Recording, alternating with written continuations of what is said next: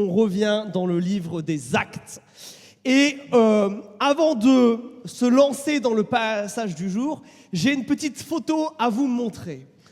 Est-ce que certains d'entre vous savent qui est ce monsieur dont je ne vais même pas essayer de prononcer le nom?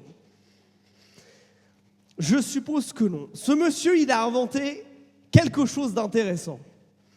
Il y a une phrase qui décrit ce qu'il a inventé, c'est ça. « Nul ne peut m'enlever ma force puisque je ne m'en sers pas. Nul ne peut m'enlever ma force parce que je ne m'en sers pas. » Cet homme-là, c'est celui qui a inventé un sport de combat qui s'appelle l'aïkido. Je ne sais pas si ça vous dit quelque chose. Le concept de l'aïkido, c'est de retourner la force de l'adversaire contre lui. C'est de se servir de son agressivité, de son élan pour le faire tomber. C'est être constamment dans une posture de défense pour que lui s'écrase par terre. Eh bien moi, je vais vous prétendre aujourd'hui que le grand inventeur de l'aïkido, dans son concept, n'est pas ce monsieur, mais est bien Jésus-Christ. Parce que c'est un professionnel pour retourner les situations, pour retourner tout ce que Satan envoie à la tronche de son église, pour le défaire ensuite. Et aujourd'hui, je vous propose qu'on aille dans la vie de l'apôtre Paul, dans Actes chapitre 9, où on va voir en quoi l'évangile de Jésus-Christ, il est inarrêtable. Plus Satan s'acharne, plus Jésus lui met la misère. Et ça, mes amis, ça doit être une source d'espoir absolument incroyable pour nous tous. Alors pendant que vous cherchez Acte 9 dans vos Bibles, laissez-moi vous faire un petit rappel, parce que la dernière fois qu'on était dans Acte 9, c'était il y a 1 an. On s'était arrêté dans cette partie d'Actes. Ce chapitre est dédié à l'apôtre Paul, homme qui persécutait l'Église. Et quand je dis persécuter, c'est aller chercher les gens chez eux pour les mettre en prison, pour les mettre à mort. Il a assisté au martyre d'Étienne sans rien dire. C'est un homme qui n'avait rien pour devenir chrétien. Et alors qu'il se rend hors d'Israël, parce que son zèle ne se limite pas aux frontières du pays de Dieu, il va jusqu'à Damas en Syrie pour aller arrêter des chrétiens. Et sur cette route, Jésus l'arrête. Il a une vision. Christ se montre à lui d'une lumière tellement glorieuse qu'il en devient aveugle pendant quelques jours. Et Jésus fait retentir sa voix en lui disant « Saul, Saul, pourquoi me persécutes-tu » Et cette révélation, elle va profondément changer Paul, au point où, vous allez le voir, il va changer de prénom. Il va passer de Saul à Paul. C'est pour ça que dans vos Bibles, il s'appelle encore Saul à ce moment-là. Et alors, je vous propose de voir ce qui s'est passé juste après sa conversion. On a vu tout ce moment-là où, rappelez-vous, Dieu envoie Ananias, un nom assez rigolo, pour lui imposer les mains, pour lui rendre la vue. Ok, il s'est converti, il se fait baptiser. Qu'est-ce qui se passe pour lui? Alors, on va commencer à lire à partir de la deuxième moitié du verset 19. Regardez, il resta quelques jours avec les disciples qui étaient à Damas, et aussitôt, il se mit à proclamer dans les synagogues que Jésus est le Fils de Dieu. Tous ceux qui l'entendaient, stupéfaits, disaient « Mais n'est-ce pas lui qui, à Jérusalem, s'acharnait contre ceux qui invoquent ce nom? N'est-il pas venu ici pour les arrêter et les amener devant les grands prêtres ?» Cependant, Saul était de plus en plus puissant et confondait les Juifs qui habitaient Damas en démontrant que Jésus est le Christ. Rendez-vous compte de ce que cette histoire nous dit. Satan a envoyé un homme qui s'appelle Saul détruire l'église de Jésus-Christ. Qu'est-ce qu'a fait Jésus-Christ? Il l'a retourné et on a fait l'apôtre qui va implanter le plus d'églises de cette époque. Celui qui va écrire la moitié du Nouveau Testament. C'est comme si Jésus avait dit « Tu veux me casser avec lui? Eh bien, regarde ce que je vais faire dans son cœur. » Et ça, c'est la première chose que je veux vous montrer. C'est qu'on a un homme qui est littéralement, dans les images les pires qu'on a des fois de ce qu'a pu être l'Église catholique, un inquisiteur qui vient tout détruire, qui vient tout casser. Et Jésus-Christ le transforme. Et il le transforme de plusieurs manières. Et c'est ce que je veux vous montrer. Et il y a pas mal de choses, je pense, que nous pouvons apprendre de cette transformation. Premièrement, regardez, on nous dit qui reste sur Damas, là, qui reste dans cette communauté. C'est le début du verset 19. Il passe du temps avec ses disciples et dans cette région, au final, il va passer 3 ans à cet endroit-là. Paul, littéralement, il devient un pilier, un membre de l'église qu'il était venu détruire. J'imagine pas le premier dimanche, quand il arrive, la tête des gens. Je ne sais pas s'ils étaient terrifiés, s'il y en a certains qui ont essayé de se bagarrer avec lui, je ne sais pas. Mais cet homme qui venait détruire l'église, au final, l'intègre. L'église de Damas, elle devait être bien petite, malgré le fait que ça soit plutôt une grande ville. Et là, Paul commence à intégrer cette église. Et pourquoi ça c'est tellement important, les amis? Parce que ça nous rappelle qu'il n'y a aucune personne qui soit trop loin de Dieu pour que Jésus-Christ vienne la sauver. Si Christ a sauvé l'apôtre Paul, il n'y a absolument personne qui est trop loin. Et ça devrait nous donner un espoir qui est absolument incroyable. Pensez à ce membre de la famille qui rejette votre foi. Peut-être qu'il se moque de vous. Ou vous dites, depuis que je suis chrétien, c'est presque comme si cette personne ne m'acceptait plus. Elle n'est pas trop loin pour que Jésus aille la chercher. Pensez à ce collègue, peut-être un peu athée militant, là, qui a des discours parfois un peu provocants. Lui non plus, il n'est pas trop loin pour que Jésus vienne le chercher. Parce que j'ai presque envie de vous dire, plus il s'acharne à aller contre lui, plus il y a de chances que Jésus-Christ fasse de quelque chose d'aussi grandiose que ce qu'il a fait avec l'apôtre Paul. Et je crois que ça, mes amis, ça devrait nous empêcher de désespérer à propos de n'importe qui. Nous ne connaissons pas le temps de Dieu, mais nous savons une chose, c'est qu'il veut que tout homme soit sauvé. Et ça, c'est tellement bon. Rendez-vous compte, celui qui voulait trouver l'église pour la détruire, maintenant fait partie de cette communauté. Deuxième chose, regardez le début du verset 20, il y a un mot qui est important à chaque fois que vous le voyez dans le Nouveau Testament. C'est le mot « aussitôt ». Regardez, il reste à quelques jours avec les disciples, il se remet de ses émotions, et aussitôt, tout de suite, il se mit à faire quoi? À proclamer dans les synagogues que Jésus est le Fils de Dieu. Il va voir ses copains juifs et il les évangélise. Il n'attend pas. Il va tout de suite proclamer qui est Dieu. Incroyable, là encore une fois. Celui qui venait casser les gens, qui venait chercher du soutien dans ces synagogues pour leur dire « je vais arrêter des chrétiens parce qu'ils blasphèment contre notre Dieu », maintenant il va dans ces mêmes endroits pour leur prêcher que Jésus-Christ est Seigneur, que Jésus-Christ est Dieu. Mais pourquoi il se met à proclamer la bonne nouvelle? Pourquoi il y a ce « aussitôt » ? Pourquoi c'est ça qui est mis en avant? Alors je vais peut-être vous choquer, mais je ne crois pas que ce qui se passe ici, c'est le normal de tous les chrétiens, ou du moins pas dans cette intensité-là. Évidemment, quand on rencontre Jésus et qu'on découvre à quel point il nous aime, on n'a qu'une envie, c'est en parler autour de soi. Mais là, ça va beaucoup plus loin. Et je crois que ce qui est tellement intéressant chez Paul ici, c'est pas qu'il évangélise, c'est pourquoi il évangélise. En fait, Paul nous le dit à un moment, dans une note de ses lettres, dans 1 Corinthiens, chapitre 9. Regardez, il nous dit ceci. « En effet, je n'ai pas à m'enorgueillir de ce que j'annonce l'évangile. C'est une obligation qui m'est imposée. Malheur à moi si je n'annonce pas l'évangile. Ah, certes, si la décision d'accomplir cette tâche ne venait que de moi, je recevrais un salaire. Mais puisque cette décision n'a pas dépendu de moi, je ne fais que m'acquitter d'une charge qui a été confiée. » Ce que je veux que vous voyez ici, c'est que dans le fait que Paul évangélise, ce n'est pas l'acte d'évangéliser. C'est le fait que là, pour Paul, il y a une priorité qui a changé. Sa priorité désormais, c'est d'obéir à Christ de tout ce qu'il peut et selon ce que Christ lui a dit. Pourquoi ça? Parce que c'est exactement ce que Jésus lui a dit de faire. Si vous regardez un tout petit peu plus haut dans vos Bibles, ou vous scrollez un tout petit peu plus en haut dans vos smartphones, regardez le verset 6. Jésus s'adresse à Paul et lui dit « Lève-toi dans la ville » et qu'est-ce qu'il y a ensuite? « Et on te dira ce qu'il faut que tu fasses. » Ok, Jésus, a priori, il veut dire quelque chose de précis. Et maintenant, si on descend au verset 15, regardez, quand il envoie ce fameux Ananias, il lui dit de transmettre à Paul ce message « Va, car cet homme est l'instrument que j'ai choisi pour porter mon nom devant les nations et les rois, comme devant les Israélites. » Paul, il va avoir ce ministère itinérant incroyable d'aller partout et parler de Jésus-Christ.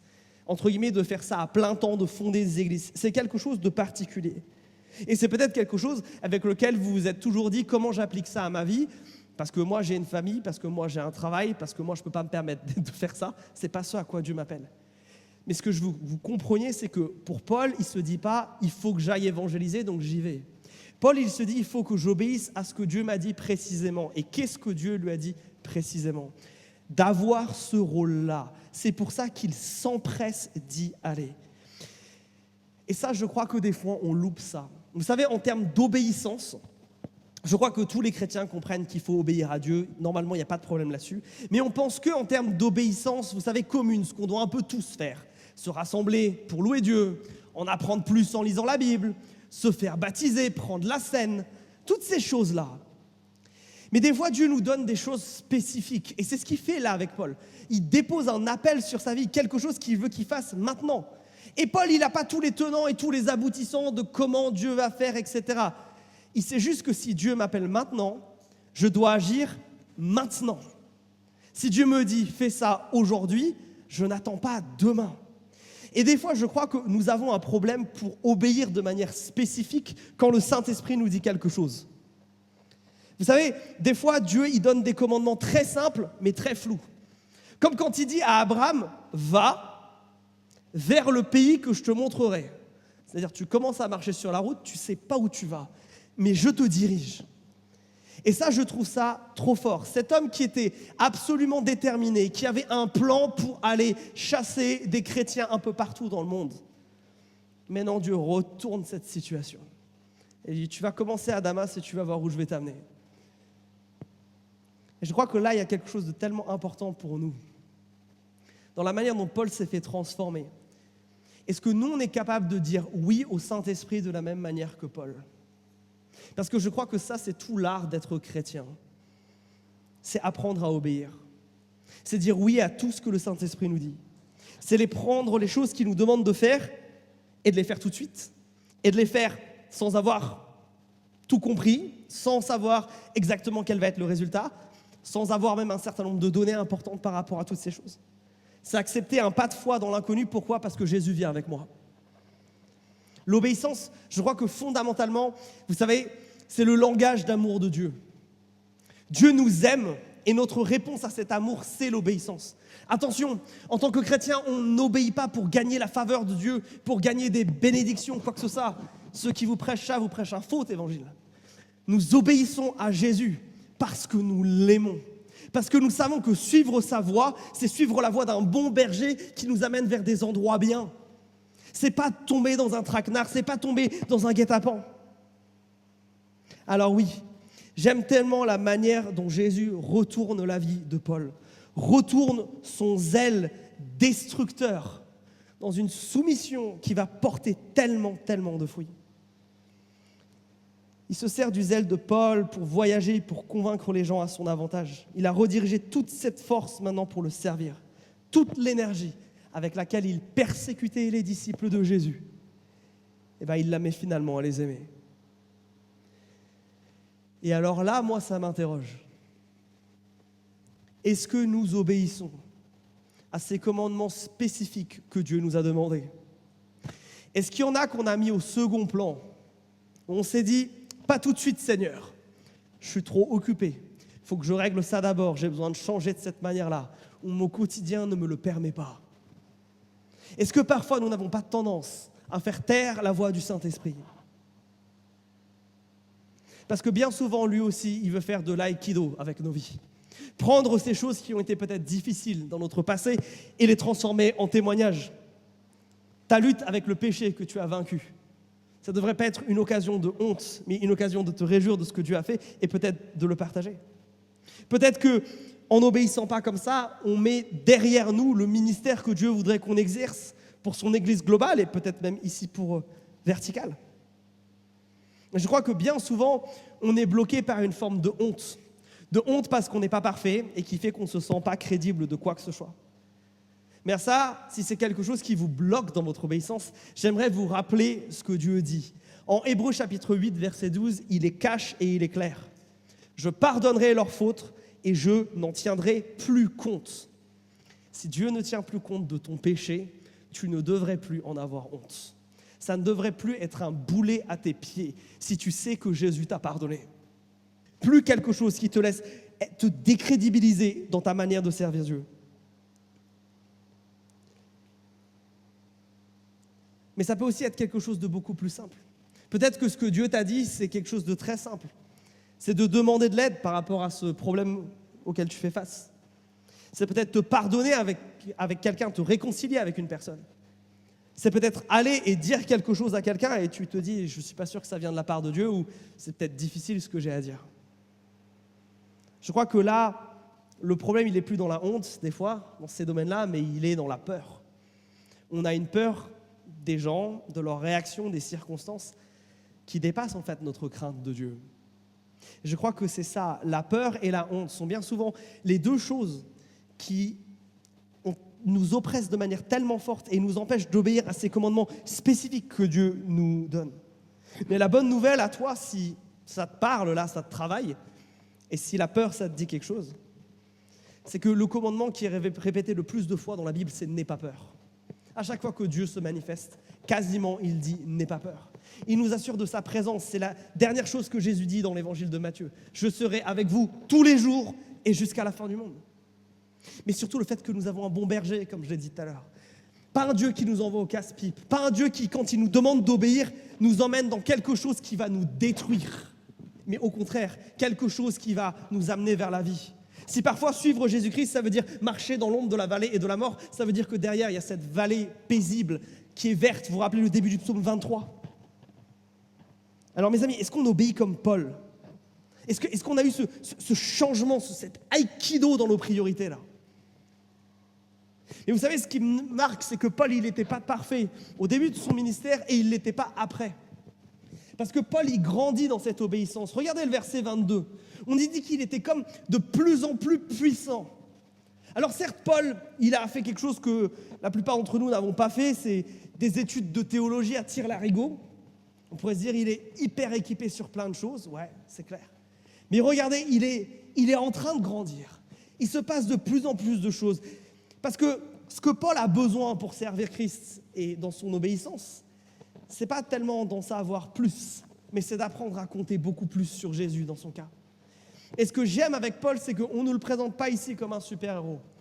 C'est un homme qui a des grands travers, et c'est un homme qui, oui, Dieu s'en sert pour faire des choses incroyables, mais jusqu'au bout, il ne sera pas parfait. Et à la toute fin de ses épîtres aux Éphésiens et aux Colossiens, les choses pour lesquelles Paul il est de plus en plus puissant, là, vous voyez, le fait que démontrer que Jésus c'est le Christ, arriver à parler de lui, à la toute fin de ses dernières épîtres, quand il est en prison et qu'il sait qu'il va bientôt y passer, regardez ce qu'il dit. Il demande à ce qu'on prie pour lui, afin que la parole, quand il ouvre la bouche, lui soit donnée pour qu'il fasse connaître avec assurance le mystère de la bonne nouvelle. Et Paul, il a aussi peur des fois. Puis en Colossiens 4, c'est comme s'il avait donné un sujet de prière à chaque église, à Colosse et à Éphèse. Et à Colosse, il dit ça, regardez. « Demandez donc à Dieu que, par ma prédication, je puisse faire connaître clairement ce message, comme il a été mon devoir de le faire. » Jusqu'à la fin, Paul, le pro, il demande à Dieu d'arriver à être clair. Je ne sais pas vous, mais moi, ça me déculpabilise. Ça me relaxe à fond la caisse. Parce que je me dis des fois, en étant chrétien depuis 15 ans, je devrais avoir tout compris. Je devrais savoir expliquer parfaitement l'évangile. Et si même Paul dit qu'il a besoin de prière, même si Paul se voit grandir dans cette obéissance et dans l'utilisation de ses dons, je crois que ça devrait être exactement la même chose pour nous. C'est comme si Jésus avait pris tout ce qui était bon là chez Paul, dans tout ce qu'il avait fait avant, cette éducation théologique qui était trop bonne, mais il la pousse à un niveau qui est encore plus extrême. Il retourne ce que Paul utilisait pour faire du mal à Jésus en une connaissance qui lui permet maintenant d'expliquer Jésus à absolument tout le monde. Trop fort Jésus, trop fort de retourner la situation comme ça. Est-ce que nous aussi, nous nous laissons retourner par Jésus de cette manière ? Mes amis, moi, ça me donne tellement d'espoir. Parce que ça veut dire que Dieu ne nous demande pas, et ça, je trouve ça tellement beau, il ne nous demande pas la perfection, mais la disponibilité. Il ne nous demande pas une compétence extrême, mais une confiance aveugle. Dieu ne nous demande pas d'être parfait, mais d'être soumis. Et c'est là où il peut nous utiliser. Et ça veut dire quoi? Que qu'importe qui vous êtes, qu'importe vos compétences et qu'importe ce que vous ayez fait, Dieu peut vous utiliser pour absolument tout. C'est quand même trop beau. Et donc ça me permet ça aussi de nous poser une question. Moi, quand je lis que Paul, il grandit là en puissance, je me demande, est-ce qu'on grandit dans nos dons? Est-ce qu'on se contente juste du minimum? Ou est-ce que comme Paul, quand on regarde cette année, notre service dans l'Église, on peut dire « j'ai grandi ». Peut-être que justement c'est difficile parce qu'on se contente du strict minimum. Peut-être que c'est dur parce que tu n'investis pas dans tes dons, pas juste en termes de temps passé à servir, mais en temps passé à te former. Est-ce qu'on n'aurait pas un investissement à faire là, dans notre temps, dans notre argent, dans ces choses-là? Ce qui est trop fort, c'est que les gens ne comprennent pas ce qui se passe. Le verset 21, c'est les gens, ils disent, on ne comprend pas. Paul, il était là pour casser du chrétien, et maintenant il les sert. Ça n'a absolument aucun sens. La transformation, elle est trop forte. Et je me réjouis que Jésus-Christ se glorifie de cette manière-là, qu'il ait converti quelque part son plus grand ennemi, si j'ose dire. C'est trop beau. Est-ce que c'est quelque chose que les gens voient en vous? Quelqu'un qui a été complètement aïkido par Jésus. Alors, ça c'est sympa. Et Paul, il va obéir comme ça de manière très forte à Jésus pendant 3 ans. Dans l'épître aux Galates, Paul raconte un peu son parcours et il dit que globalement, dans cette région-là, il est resté pendant 3 ans. Il n'est pas allé dire bonjour aux apôtres avant ça. Non. Mais au bout de 3 ans, il va être obligé de partir et regarder parce qu'il y a quelque chose qui va se passer. Et ça va nous montrer la suite de comment Jésus continue ce grand mouvement d'aïkido. Regardez, verset 23. Après bien des jours, les Juifs se résolurent à le supprimer. Et Saul eut connaissance de leur complot. Il surveillait même les portes de la ville, jour et nuit, pour le supprimer. Mais de nuit, ses disciples le prirent et le descendirent dans une corbeille le long d'une muraille. Incroyable. Arrivé à Jérusalem, Saul tentait de se joindre aux disciples, mais tous avaient peur de lui. Ne croyons pas qu'il fût un disciple. Alors Barnabé le prit avec lui, l'amena aux apôtres et leur raconta comment, sur le chemin, Saul avait vu le Seigneur, que celui-ci avait parlé et comment à Damas il s'était exprimé avec assurance au nom de Jésus.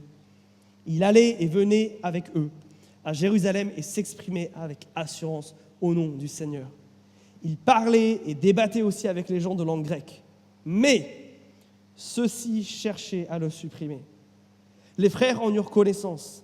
Ils le firent descendre à Césarée et le firent partir pour Tars. Est-ce que vous avez noté que dans ce texte, l'histoire se répète? Et vous avez ici la grande boucle qui se répète tout au long de la vie de Paul, mais tout au long de l'histoire de l'Église. Paul arrive quelque part, il prêche l'Évangile. Et à un moment, il y a de l'opposition qui grandit et à chaque fois, il est obligé de fuir. Et donc, il va à un nouvel endroit parce que Jésus le délivre de manière extraordinaire et le protège d'une certaine manière. Et c'est ça aussi que j'ai envie de vous transmettre dans l'histoire de Paul ce matin. À chaque fois, il échappe parce que Jésus lui a demandé d'annoncer l'Évangile et Paul est fidèle à cela. Et donc, Christ le protège. Quand l'Église de Jésus choisit d'obéir à Dieu, elle est absolument inarrêtable. En fait, et ça c'est la deuxième grande chose que je trouve dans ce texte, le deuxième grand mouvement, c'est que Satan essaye de détruire par la persécution. Mais Dieu en profite pour montrer une forme de protection qui est absolument extraordinaire par rapport à tout ça. Ce qui est trop fort dans ce texte, c'est que tout le monde essaye d'arrêter Paul et personne n'y arrive. Regardez. À la fois les autorités, même les chrétiens à Jérusalem, et à juste titre, ils se méfient de Paul. Attends, il a persécuté l'Église pendant des années. Il faut qu'on y aille doucement. Et ça, c'est trop fort. Pourquoi il se passe tout ça? Comment on peut le prendre pour nous? Je crois que la raison qu'il y a derrière tout ça, et ça me permet de vous faire un point presque de théologie. de vous montrer comment Dieu, du haut du ciel, il regarde ces événements se dérouler là. Psaume chapitre 2, le deuxième psaume plutôt, psaume 2. Pourquoi tant d'effervescence parmi les nations ? Pourquoi les peuples trament-ils ces complots inutiles ? Pourquoi les rois de la terre se sont-ils soulevés et les grands de ce monde conspirent-ils ensemble contre l'Éternel et contre l'homme qui a reçu l'onction de sa part ? Mais il rit. Il rit celui qui siège sur son trône dans les cieux. Le Seigneur se moque d'eux. Quand Jésus voit les pathétiques tentatives que ce monde essaye d'avoir pour arrêter son évangile, Dieu rit. Parce que s'il y a bien une chose certaine, mes amis, c'est qu'à la fin, c'est Jésus qui gagne. Il n'y a absolument rien qui peut arrêter, empêcher l'évangile de s'étendre. C'est pour ça que le christianisme est aujourd'hui sur tous les continents. C'est pour ça qu'en quelques années, il a conquis tout le bassin méditerranéen.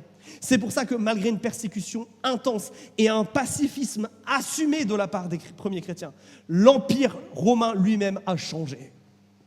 Parce que l'évangile de Jésus-Christ, il est inarrêtable. C'est presque plus s'il est persécuté, plus si certains essayent de tramer contre Dieu, plus ils échouent. Regardez dans ce verset, on parle de complot inutile. Et je crois que c'est ce que les gens ont essayé de faire là contre Paul. On ne sait pas comment, on ne sait pas trop comment, mais à chaque fois, il a su qu'il y avait quelque chose qui voulait en attenter à sa vie. Est-ce que c'est Paul qui a entendu quelque chose ? Est-ce que c'est le Saint-Esprit qui lui a révélé dans un rêve ? Est-ce qu'il y avait un chrétien qui était parmi les gardes de la ville et qui a appris des choses ? On n'en sait rien. Mais Dieu n'a fait que déjouer les plans contre Paul. Et je crois que, mes amis, on va avoir des surprises quand on va arriver aux cieux. Parce qu'on va voir à quel point Dieu nous a protégés. Les choses dont on n'a même pas conscience qu'il a déjà arrêtées dans sa souveraineté et par sa protection. Et en fait, des fois, on ne regarde qu'à ce qui nous arrive et pas à ce qui aurait pu nous arriver. On ne parle que du mal qui nous a atteints et qui nous fait mal, mais pas de tout le mal que quelque part Dieu nous a permis de ne pas avoir. Et je crois que oui, Dieu, quelque part d'une certaine manière, il agit comme ça. Les nations complotent en vain parce que lui, il détruit leurs plans. Et ça, c'est l'histoire de l'Église tout le temps. Il y a presque ce rapport de proportionnalité. Au plus l'Église, elle est attaquée, plus il y a une réponse spirituelle forte. Vous voyez ? Plus là, l'Église, elle est persécutée par Paul, et ben plus Dieu le prépare à ce que derrière, il aille partout et ça se répande sur la terre. Pareil pour le début de l'histoire chrétienne. On va fêter cette année les 1700 ans du concile de Nicée. Si vous ne savez pas ce que c'est, venez en août, on va en parler en église. Mais c'est le moment où pour la première fois, les chrétiens ne sont plus persécutés par l'Empire romain, où des hommes et des femmes avec des balafres, des membres en moire, des yeux crevés, se retrouvent publiquement pour adorer Jésus-Christ et conquérir cet Empire romain. C'est aussi l'histoire des anabaptistes. Vous savez, à la réforme protestante, ceux qui croient comme nous qu'on ne baptise pas des enfants, mais des gens qui confessent leur foi, on les noyait dans des rivières. Ils étaient ultra minoritaires. Aujourd'hui, ça représente la majorité du mouvement évangélique. Tout ça pour vous dire quoi ? Que quand Satan se déchaîne contre le peuple de Dieu, il perd. Et ça, c'est trop bon. Alors, comment il perd ? Eh bien, c'est ce qu'on vient de dire. Dieu, il déjoue des choses. Il y a des choses que Dieu empêche qu'il se passe. Mais il y a autre chose qui est notable dans cette histoire, c'est regarder l'implication de l'Église. À chaque fois que Paul s'en sort, c'est parce que Dieu a utilisé des chrétiens. Les premiers pour le descendre en rappel le long du mur. Ça, je vais demander un replay à Dieu quand on va arriver aux cieux. Voir à quoi ça ressemblait, quoi. Trop fort, ils organisent une opération pour monter sur les remparts de la ville, pour pas être vus, pour avoir la bonne longueur de corde et le panier et tout ça. Et les mecs à ses baraques pour descendre Paul et l'amener jusqu'en bas sans qu'il se fasse repérer. Sans doute même avec quelqu'un qui l'attend de l'autre côté avec un cheval ou je ne sais pas quoi. Je spécule là. Mais l'Église, elle est impliquée. Pareil dans le deuxième cas, regardez, on s'occupe de tout son voyage là. On fait quitter Paul jusqu'à la ville côtière de Césarée et puis après on lui fait prendre un bateau qui traverse toute la Méditerranée pour aller jusqu'à Tarse, qui est l'endroit d'où il est originaire, dans le nord du bassin méditerranéen. Dans tout ça, il y a une Église qui est impliquée. Et des fois, on oublie ça, je crois, mes amis. C'est qu'on a tendance à se voir seulement comme l'apôtre Paul, seulement comme on fait partie de l'église de Jésus et parfois on est aussi persécuté, mais on ne se voit pas comme ceux que Dieu veut utiliser pour contrecarrer quelque part les plans de l'ennemi. Et je crois que les deux peuvent être vrais en même temps, parce que ces chrétiens, particulièrement à Damas, c'était pas facile pour eux non plus. Et vous savez, je crois que l'église de Jésus, elle doit aimer de trois manières, elle doit se mobiliser de trois manières par rapport à cette grande mission.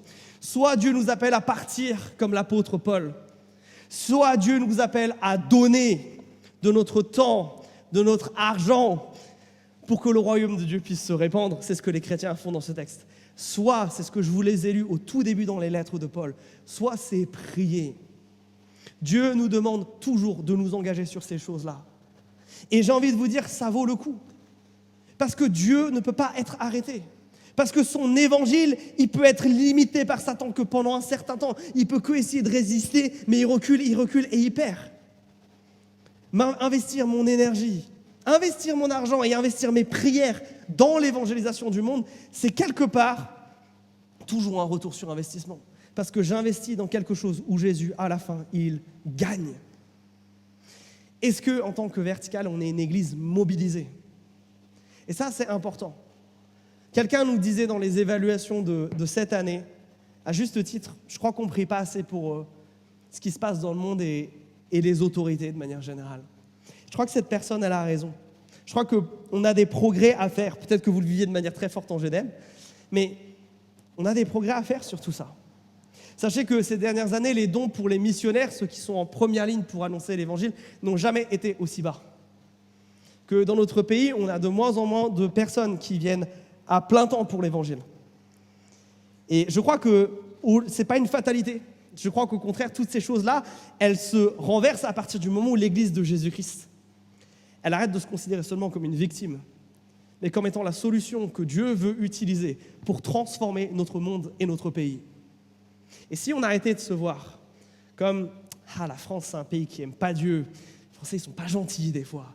On a une loi qui nous oppresse. La laïcité, là, elle n'est pas toujours cool avec nous. » Si on arrêtait de se voir comme ça, et si on croyait plutôt que, à l'instar de ce qu'on vit depuis déjà 3 ans dans notre Église, Dieu veut sauver encore et encore et encore et encore, sans jamais s'arrêter. Et si on croyait qu'on faisait partie justement de la solution que Dieu veut appeler pour notre pays et pour ce monde. Sacré défi, n'est-ce pas? Mais surtout, à un moment, Dieu, il dit stop à la persécution. À un moment, la persécution, elle cesse. Elle s'arrête. Il n'y a pas de persécution continue. À un moment, elle dit stop. Je vous ai donné quelques exemples historiques tout à l'heure. Mais il y en a un dans le texte même. Si vous regardez le verset 31, qui sert de bilan presque à tous les 9 premiers chapitres de Actes, regardez ce qu'il dit. L'Église dans toute la Judée, la Galilée et la Samarie était donc en paix. Elle se construisait, vivait dans la crainte du Seigneur et se multipliait par l'encouragement de l'Esprit Saint. Donc l'Église, elle grandit, ok.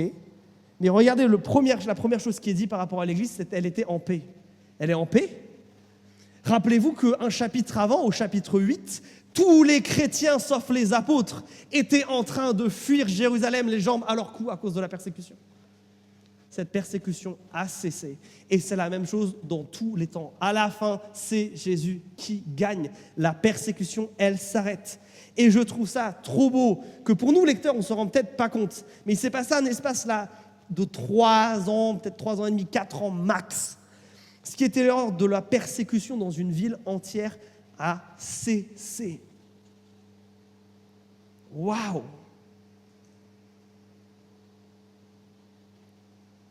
Je crois que ça, il faut toujours s'en rappeler. Et je crois que c'est pour ça qu'on doit aussi prier pour que les persécutions s'arrêtent. Il y a une ONG, je ne sais pas si vous la connaissez, qui s'appelle Porte Ouverte, qui chaque année sort une carte des pays où ça coûte le plus d'être chrétien. Si vous voulez vous mobiliser dans la prière, ils ont des outils absolument géniaux. Mais toute cette carte que vous voyez là derrière moi, c'est les pays où ça coûte juste d'être chrétien. De posséder une Bible, de le dire le nom Jésus à la fin de cette prière. Plus la couleur est intense, plus on tire vers le rouge, plus c'est dur. et plus ça fait mal. Je crois qu'on doit justement prier pour ces pays. Pourquoi ? Parce que si on croit que la persécution, elle cesse au bout d'un moment, alors je crois qu'il faut y envoyer toutes nos prières. Supplier Dieu et lui dire maintenant, Seigneur Jésus, s'il te plaît, maintenant. Parce que mes amis, la mission, soit on y va, soit on la soutient. Mais il n'y a pas de position, on attend. Soit on y va parce que le Seigneur nous convainc, soit on la soutient financièrement par la prière, en invitant, par exemple, peut-être que vous connaissez des missionnaires parmi vous. Est-ce que vous avez pris de leurs nouvelles dernièrement ? Vous avez juste reçu le petit email là, qui raconte ce qu'ils ont fait, mais sans prier. Si vous ne savez pas comment donner, on a pas mal parlé d'argent ces derniers temps, mais est-ce qu'il n'y a pas un missionnaire autour de toi où tu te dis, cette personne, ça vaudrait peut-être le coup que je mette 5-6 euros pour elle chaque mois de côté et la soutenir dans tout ça. Si à la fin c'est Jésus qui gagne, mes amis, ça doit tellement changer nos priorités. Il est le professionnel pour retourner ces situations. Et actuellement, tous les pays où il y a des grandes vagues de persécution, ce sont des pays qui connaissent des réveils. La Chine, par exemple, à la fin du siècle dernier, a vécu une explosion au point, vous avez peut-être entendu parler de ça, du livret des Bibles par cargo, 1 million de Bibles livrées clandestinement avec l'opération Pearl de cette même organisation-là, parce que le réveil avait lieu. En ce moment, en Iran, parce qu'ils découvrent un truc qui s'appelle Internet et parce que Jésus parle par des rêves, il y a des conversions en masse. Ce pays qui est tellement fermé est en train d'être transformé de l'intérieur par l'Évangile. Parce qu'à la fin, encore une fois, c'est Jésus qui gagne. Et je crois que ça, mes amis, ça doit nous donner tellement d'espoir, notamment parce qu'on s'est donné des défis d'évangélisation cet été. Et je ne sais pas où vous en êtes, si vous vous rappelez même de prier pour cela, mais je crois qu'on devrait les aborder avec la même certitude que l'apôtre Paul, ici. Qu'on y aille et qu'on voit ce que Jésus fait. Avec toute la simplicité de croire que s'il peut faire de l'aïkido dans nos vies, il peut en faire dans la vie de nos voisins. S'il peut transformer l'apôtre Paul, il peut transformer absolument n'importe qui. Peut-être que pour vous, en ce moment, vous avez plus l'impression que vous êtes justement dans ces temps de persécution. Et j'aimerais vous rappeler ça, qu'à un moment, cette persécution, elle s'arrête. Et de ne pas vous décourager. Vous rappelez que Dieu a une église qui est censée pouvoir se mobiliser autour de nous. Et c'est pour ça qu'on a besoin des uns des autres. Et que l'arme principale de Satan, souvent, c'est de nous amener dans le silence. Avez-vous déjà pensé à ça ? Que votre silence pour demander de l'aide, bien souvent, c'est laisser Satan régner alors que Jésus veut vous offrir la délivrance. Peut-être que vous avez mal et vous le dites à Dieu. Et peut-être que vous avez aussi besoin d'être reconnaissant. Parce que quand on y regarde bien, le nombre de choses qui auraient pu vous arriver et qui est bien, bien, bien pire. Mais Dieu soit loué, vous en avez été préservé. Et je crois qu'au final, tout ça, ça devrait nous amener justement au pied de la croix et à nous rappeler qu'on a un Dieu qui va gagner et de se rassembler autour de ça. Et c'est pour ça que maintenant, on veut répondre à ce qu'on voit dans ce texte-là. Dire à Dieu, mais Seigneur, on veut vivre la même chose. On veut voir ton évangile gagner du terrain en France. On est dans un paradoxe en ce moment où tout le monde parle de baptême, de conversion dans tous les sens, mais on a de moins en moins de responsables d'église. Ça a donné un temps particulièrement drôle pour notre pays, je crois. On a un Dieu qui veut encore agir aujourd'hui et auprès duquel on a besoin de se rassembler. Et le moyen pour lequel Jésus nous a donné de nous rassembler, de manifester notre foi, qui nous a même commandé, c'est de prendre la scène. C'est de prendre ce repas qui nous rappelle que oui, Jésus, il est venu, il a gagné une première bataille tellement importante à la croix, mais qu'un jour, ce pain et ce vin, on va le prendre avec lui dans les cieux. Un jour, on va le voir face à face. Un jour, toute maladie, toute persécution, toute difficulté va enfin cesser et nous verrons Christ face à face. Et c'est dans cette optique-là que j'aimerais vous inviter pendant le chant suivant à prendre la scène, à simplement vous approcher de Dieu et à vous rappeler peut-être de ce que vous avez vécu comme l'apôtre Paul, peut-être de temps où vous aussi vous êtes passé, où vous passez en ce moment par le feu, et de mettre votre confiance en Christ et de dire « Seigneur, je ne sais pas pourquoi ces choses elles m'arrivent, mais je sais qu'à un moment, elle s'arrête. Seigneur, je veux recevoir ton secours, je ne veux pas me cacher et me morfondre sur moi-même. Je veux croire que c'est toi, ma protection et ma solution dans ces périodes de difficulté.